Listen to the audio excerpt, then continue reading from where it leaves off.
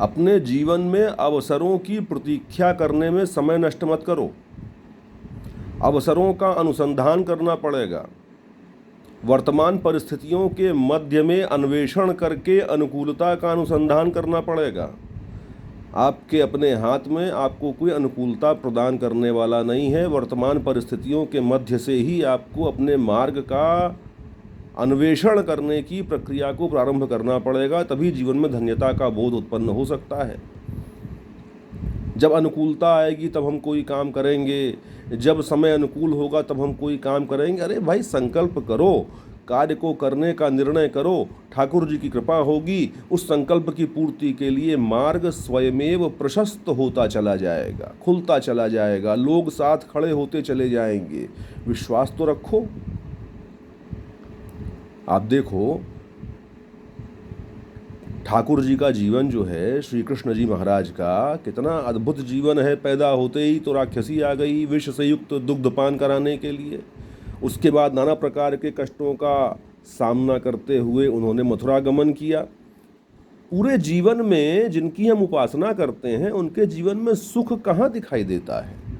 सुख मात्र इस बात में है कि जो परिस्थितियां आती गईं उनका खुले हृदय से स्वागत करते हुए उनका सामना करने से कभी दूर नहीं भागे ठाकुर जी महाराज।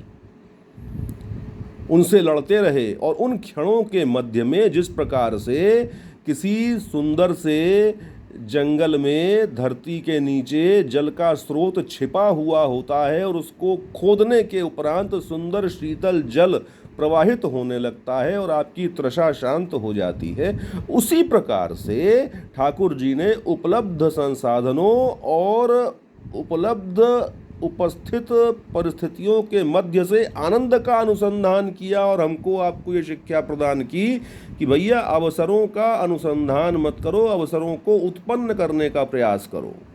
जो सामने आ रहा है उसका सामना करो। स्केपिस्ट अप्रोच अपनाओगे, पलायनवादी दृष्टिकोण अपनाओगे तो जीवन में कभी सुख की प्राप्ति नहीं होगी।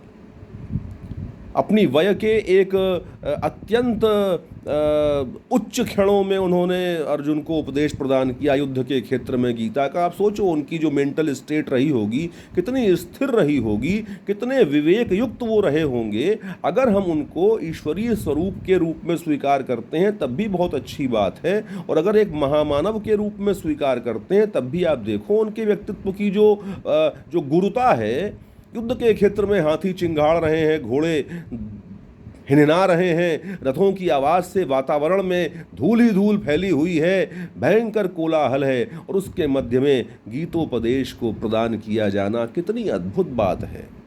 ऐसा गुरु है और अर्जुन जैसा चेला है जिसने शांति के साथ अपनी समस्त इंद्रियों को संकेंद्रित करके उस गीता के ज्ञान को प्राप्त किया।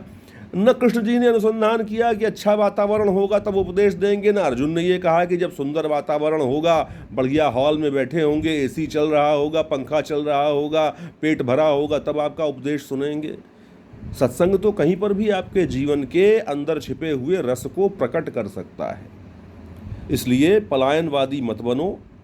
अपनी परिस्थितियों में तुम्हारे पास जो है उसके लिए ठाकुर जी को धन्यवाद दो और उनसे प्रार्थना करो कि और कुछ प्राप्त करने की यदि संभाव्यता बनती है तो उसको प्राप्त करने का अवसर प्रदान करें, सामर्थ्य प्रदान करें, जिससे कि आप अपने जीवन में उस लक्ष्य को प्राप्त कर सकें। जीवन का सूत्र है ये, इसको स्वीकार करना चाहिए।